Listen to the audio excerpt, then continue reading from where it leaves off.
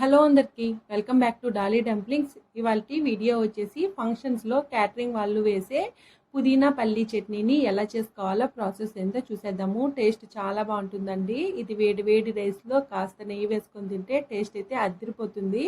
మీరు కూడా ఈ రెసిపీని తప్పకుండా ట్రై చేసేసి మీకు ఎలా కుదిరిందో కామెంట్ చేసేయండి. ఇప్పుడు ప్రాసెస్ చూసేద్దాము. దీనికోసం ముందుగా నేను ఇక్కడ ఒక చిన్న సైజు పుదీనా కట్టని తీసుకొని ఆకులను మాత్రమే వలిచి తీసుకున్నాను. చూడండి, క్వాంటిటీ వైజ్లో అయితే మన చేతితో పట్టుకుంటే ఒక పిడికిడంత ఆకుని తీసుకున్నాను. కాడలు వేసుకోకూడదండి.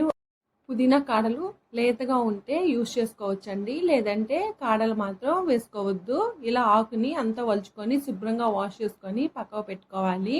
ఇప్పుడు స్టవ్ ఆన్ చేసుకొని కడాయి పెట్టుకొని ఇందులో ఒక పావు కప్పు వేరుశెనగ పప్పుల్ని వేసుకొని మంటని లో టు మీడియం ఫ్లేమ్లో అడ్జస్ట్ చేసుకుంటూ ఈ వేరుశెనగ పప్పులు పచ్చివాసన పోయే వరకు వేయించుకోవాలి. అలాగే వేరుశెనగ పప్పులు వేగాయో లేవో తెలుసుకోవడం కోసం ఒక వేరుశెనగ పప్పుని తీసుకొని పైన పొట్టుని తీసేసినట్లయితే ఈజీగా వస్తే వేగిపోయినట్టు అర్థం అండి. ఇప్పుడు వీటిని పక్కకు తీసుకొని ఇదే కడాయిలో 1.5 టేబుల్ స్పూన్ ఆయిల్ వేసుకొని ఆయిల్ వేడిన తర్వాత పావు టేబుల్ స్పూన్ మెంతులు, పావు టేబుల్ స్పూన్ ధనియాలు, అలాగే 1/2 టేబుల్ స్పూన్ జీలకర్ర వేసుకోవాలి.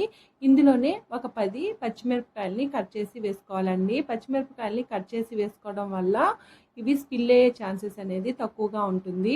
చూడండి, ఈ పచ్చడి కాస్త కారంగా ఉంటేనే బాగుంటుంది.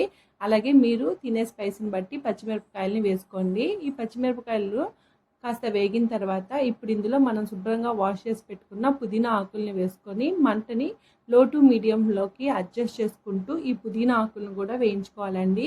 పుదీనా ఆకుల్ని బాగా వేయించుకోవాలి, లేదంటే ఈ చట్నీ టేస్ట్ అంతా మారిపోతుంది. చూడండి, ఈ విధంగా వేగిన తర్వాత వీటిని పక్క తీసుకోవాలి. ఇప్పుడు ఇదే కడాయిలో మరో 1.5 టేబుల్ స్పూన్ వరకు ఆయిల్ని వేసుకొని ఆయిల్ వేడైన తర్వాత 3 మీడియం సైజు టమోటాలని చిన్న చిన్న ముక్కలుగా కట్ చేసి వేసుకోవాలి.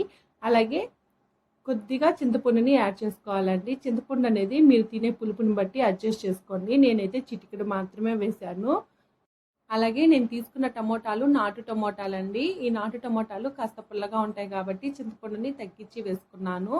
ఈ టమోటాలు బాగా మెత్తగా మగ్గే వరకు మధ్య మధ్యలో కలుపుతూ ఉడికించుకోవాలి. చూడండి, టమోటాలు ఈ విధంగా మెత్తగా మగ్గిన తర్వాత ఇప్పుడు టమోటా పేస్ట్ని బాగా చల్లగా అయ్యేలోగా ఒక మిక్సీ జారుని తీసుకొని మనం ముందుగా వేయించి పెట్టుకున్న పల్లీలు అలాగే పచ్చిమిరపకాయలు కూడా వేసుకోవాలి. ఇందులోనే 1 టేబుల్ స్పూను కల్లుప్పు వేసుకోవాలి. గల్లుప్పు లేకపోతే సాల్ట్నైనా వేసుకోవచ్చండి. గల్లుప్పు వేసుకుంటే టేస్ట్ బాగుంటుంది.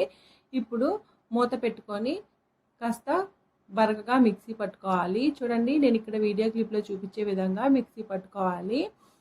ఇలా మిక్సీ పట్టుకున్న తర్వాత మనం ముందుగా వేయించి పెట్టుకున్న టమోటా పేస్ట్ని వేసుకోవాలి. అలాగే ఇందులో కొద్దిగా హాట్ వాటర్ని వేసుకొని మూత పెట్టుకొని మెత్తగా మిక్సీ పట్టుకోవాలి. చూడండి, ఈ విధంగా మిక్సీ పట్టుకొని సాల్ట్ సరిపోయిందో లేదో చెక్ చేసుకొని సాల్ట్ని అడ్జస్ట్ చేసుకోవాలి. ఇప్పుడు స్టవ్ ఆన్ చేసుకొని కడాయిని పెట్టుకొని ఇందులో 2 టేబుల్ స్పూన్లు ఆయిల్ వేసుకోవాలి. ఆయిల్ వేడైన తర్వాత ఇందులో పోపు దినుసులు వేసుకోవాలి. అలాగే 2 మిరపకాయలని తుంచి వేసుకొని 5-6 వెల్లుల్లి రబ్బల్ని కచ్చాపచ్చాగా దంచి వేసుకోవాలి. ఇందులోనే 1 రెమ్మ కరివేపాకు వేసుకొని చిటికెడు ఇంగువని వేసుకొని ఈ కరివేపాకు బాగా వేగే వరకు కలుపుతూ వేయించుకోవాలి. చూడండి, ఈ విధంగా బాగా వేగిన తర్వాత ఇప్పుడు ఇందులో మనం ముందుగా మిక్సీ పట్టి ఉంచుకున్న పుదీనా పల్లీ చట్నీని వేసుకోవాలి.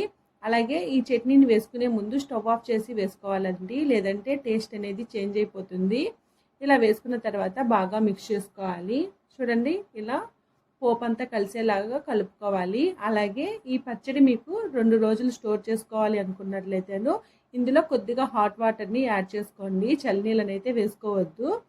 ఇలా కలుపుకున్న తర్వాత సర్వింగ్ బౌల్లోకి తీసేసుకోవడమేనండి. ఇది వేడి వేడి అన్నంలో తింటే చాలా బాగుంటుంది. మీరు కూడా ఈ రెసిపీని తప్పకుండా ట్రై చేసేయండి. చూశారు కదా, పుదీనా పల్లీ చట్నీని ఎలా చేసుకోవాలో ప్రాసెస్ ఏందో. ఈ వీడియో మీకు నచ్చితే లైక్ చేయండి, షేర్ చేయండి, కామెంట్ చేయండి. అలాగే మరిన్ని రెసిపీస్ కోసం మన ఛానల్ని సబ్స్క్రైబ్ చేసుకొని నోటిఫికేషన్ సింబల్ని ఆన్ చేయండి. Thank you for watching.